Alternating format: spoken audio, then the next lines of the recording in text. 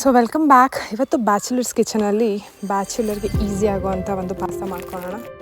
ಒಂದು ಪ್ಯಾನಿಗೆ ಸ್ವಲ್ಪ ಆಯಿಲ್ ಹಾಕಿ 2 ಹಸಿಮೆಣಸು ಹಾಕ್ಕೊಂಡಿದ್ದೀನಿ. ಖಾರ ನಿಮಗೆ ಎಷ್ಟು ಬೇಕೋ ಅಷ್ಟು ಹಾಕ್ಕೊಳ್ಳಿ. ಸ್ವಲ್ಪ ವೈಟ್ ಸಾಸ್ ಪಾಸ್ತಾಗೆಲ್ಲ ಲೈಟಾಗಿ ಖಾರ ಹಾಕ್ಕೊಂಡ್ರೆ ಚೆನ್ನಾಗಿರುತ್ತೆ. ನಾನು ಚಾಪ್ ಮಾಡಿ ಇಟ್ಕೊಂಡಿರೋ ಬೇಬಿಕಾರ್ನ್, ಮಶ್ರೂಮ್, ಕ್ಯಾರೆಟ್, ಬೀನ್ಸ್ ಇದನ್ನು ನಾನು ಆಯಿಲ್ಗೆ ಹಾಕ್ಕೊಂಡು ಸ್ವಲ್ಪ ಸ್ಟಿರ್ ಫ್ರೈ ಮಾಡ್ಕೋತೀನಿ. ನೀವು ಈ ರೆಸಿಪಿನ ಯಾವ ಪಾಸ್ತಾಗೆ ಬೇಕಾದರೂ ಮಾಡ್ಕೋಬೋದು. ಪೆನೆ ಪಾಸ್ತಾ ಆಗಿರ್ಬೋದು. ನಾನು ಕರೆಂಟ್ಲಿ ಯೂಸ್ ಮಾಡ್ಕೋತಾ ಇರೋದು ಫೆಟುಚಿನಿ ಪಾಸ್ತಾ.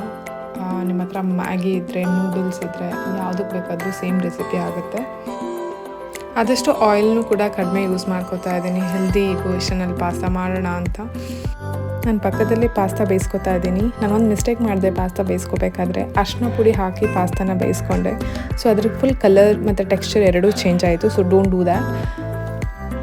ನಾನಿಲ್ಲಿ ಸ್ವಲ್ಪ ಕಸೂರಿ ಮೇಥಿನ ಕೂಡ ಹಾಕೋತಾ ಇದ್ದೀನಿ. ಟೇಸ್ಟ್ ತುಂಬ ಚೆನ್ನಾಗಿ ಬರುತ್ತೆ ಕಸೂರಿ ಮೇಥಿ ಇದ್ದರೆ. ರುಚಿಗೆ ತಕ್ಕಷ್ಟು ಉಪ್ಪು,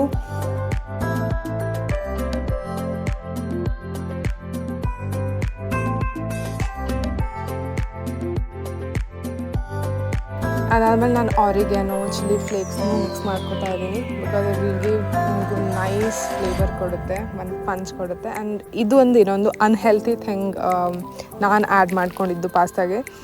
ಸೊ ಇದು ನಿಮಗೆ ವೈಟ್ ಸಾಸ್ ಪೌಡರು. ಸೊ ಈ ಪೌಡ್ರ್ ಮಿಕ್ಸ್ ಮಾಡ್ಕೊಂಡು ಅದಕ್ಕೆ ಮಿಲ್ಕ್ನ ಹಾಕಿದ್ರೆ ನಿಮಗೆ ವೈಟ್ ಸಾಸ್ ಡೈರೆಕ್ಟಾಗಿ ಬರುತ್ತೆ. ಸೊ ಯೂಶ್ವಲಿ ನಾವು ವೈಟ್ ಸಾಸ್ ಮಾಡೋಕ್ಕೆ ಮೈದಾ ಆ್ಯಂಡ್ ಮಿಲ್ಕ್ನ ಯೂಸ್ ಮಾಡ್ತೀವಿ. ಬಟ್ ಇದರಲ್ಲಿ ಎಲ್ಲ ಕಂಟೆಂಟ್ ಆಲ್ರೆಡಿ ಇರೋದ್ರಿಂದ ನೀವು ಬೇರೆ ಏನು ಎಕ್ಸ್ಟ್ರಾ ಹಾಕೊಳ್ಳೋದು ಬೇಡ. ಈ ಪೌಡ್ರ್ ಹಾಕಿ ಮಿಲ್ಕ್ ಹಾಕ್ಕೊಂಡ್ರೆ ನಿಮ್ಗೊಂದು ನೈಸ್ ವೈಟ್ ಸಾಸ್ ಕ್ರಿಯೇಟ್ ಆಗಿಬಿಡುತ್ತೆ. ಬಟ್ ಆದರೆ it is not healthy. You can skip this one. ಇದನ್ನು ಹಾಕಿ ಸ್ವಲ್ಪ ಫ್ರೈ ಮಾಡಿಕೊಂಡು ಆಮೇಲೆ ನಾನು ಪಾಸ್ತಾ ಬೇಯಿಸ್ಕೊಂಡಿದ್ನು ಇದ್ರ ಜೊತೆ ಮಿಕ್ಸ್ ಮಾಡ್ಕೊತಾ ಇದ್ದೀನಿ. ಸ್ವಲ್ಪ ಅದನ್ನು 1-2 ಮಿನಿಟ್ಸ್ ಕ್ರೀಮ್ ಜೊತೆ ನೀವು ಬೇಯಕ್ಕೆ ಬಿಟ್ಬಿಟ್ಟು, ನೀವು ಚೀಸ್ ಇದ್ದರೆ ಚೀಸ್ ಆ್ಯಡ್ ಮಾಡ್ಕೊಳ್ಳಿ.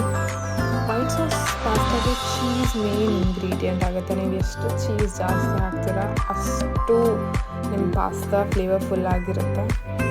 ಅಷ್ಟೇ, ನಿಮ್ಮ ಪಾಸ್ತಾ ರೆಡಿಯಾಗಿದೆ.